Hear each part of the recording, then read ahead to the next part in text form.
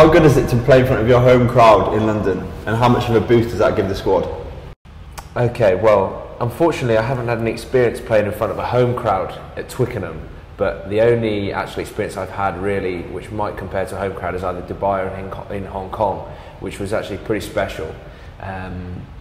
The support is just mental really, you know, the noise and things like that driving you on, makes you want to just try as hard as you can and things like that. So hopefully, I imagine playing at Twickenham in front of your home crowd will be pretty special, and I imagine it would top that. Yeah. But, you know, you've actually done it, Mike, so what do you think? How? Well, for us it was amazing last year. The Saturday was pretty much a sellout. For the second game against Fiji, there was no spare seats, so it definitely did spur us on, as it was one of our best tournaments last year. Who out of you wins in a 50-metre sprint? I'd definitely say Dan Norton. He's a lot quicker than most of the boys in the team. Probably followed up by Marcus Watson. You agree? Yeah, I think you're right there. You know, I think obviously you're up there, Mike, but they might just be that little bit further ahead than you, a bit more developed and stuff like that. So maybe that's what it is. You're not. I'm probably lower end. You know, scraping the barrel at the bottom. No, you're not. You're quick. What about in the women's squad? We've got a few quick girls. Tash Brennan, I'd say this season, is our out-and-out gas we've got on the wing. Ruth Laybourne is around the squad. She hasn't played yet this season, but she's... Ruth Laybourne. What did you call her? Ruth Lay.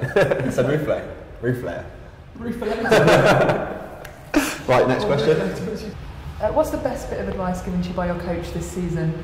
Probably when he first came in, he just told me to do what I thought were my best attributes. So obviously I'm quite big for a sevens player, so just try and use my size instead of trying to be a playmaker, which often didn't work out for me. If I was trying to stand in at 10 and throw long missed passes off my left hand. So just stick to what you're good at. And I think he told most of the players in the squad to do that. That was the main thing he focused on when he first came in, to know what your role is and to try and do it to the best of your ability. As I know, sevens is 40 minutes of lung-busting effort. What is the one training exercise that helps you cope with these demands? Oh, it's difficult to say, really. I mean, I think you're exactly right. A combination of all the sort of S&C work, handling, and games. I think for the men's, obviously speaking on our behalf, we often have sort of a fatigue session which combines sprints, drills, and games. Do you think touch rugby is the best development sport for modern sevens players? Yeah, I mean, why not sevens? So playing actual sevens is probably the best development for it. But as a closest comparison, it's a small-sided game of rugby, a lot of movement, moving the ball around, a lot of focus space on core skills. I think the best thing maybe that touch rugby would bring in for modern sevens players is obviously like the male and female aspect of it. So you could have, obviously you could play together in a touch tournament. There isn't that, the contact element. So you could, the male and female players could, practice all the skills and all stuff like that, and actually get better without having to be, worried about all the contact issues. Definitely for the development on our point of the women's game, bringing women in and being able to play with boys means you don't have to have 7 girls willing or 5 or willing to play rugby. You just have to have a couple that can come along and get involved. Which team do you most enjoy playing against and why?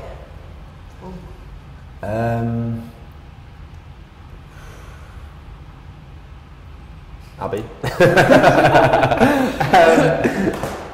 Which team? I'll start you off. I think for me personally, I quite enjoy playing against South Africa, where you kind of know what's coming. They've got the big physical ball carriers. They're aggressive, they're aggressive in the tackle, stuff like that.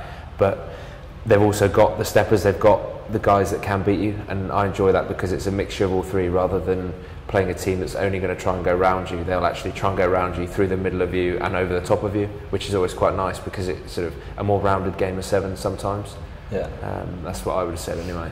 Yeah, I always enjoy playing against Fiji. I don't know. I don't have a specific reason why. I've just had good memories playing against them. So it's always the top nations that you enjoy playing against, the big games on day 2. For me, it's Australia. I love playing Australia. They are one of the best teams on the women's series, and we always have a competitive game. Like we've been for the last 3 times. Maybe not in Brazil, we didn't do too well against them, but it's been 12-12 and it's gone right to the end, and we went into extra time in one of the tournaments and we just beat them in the last, with a penalty kick in fact in the last one, so it's always a a tight, close game. It's the ones you want to be playing in.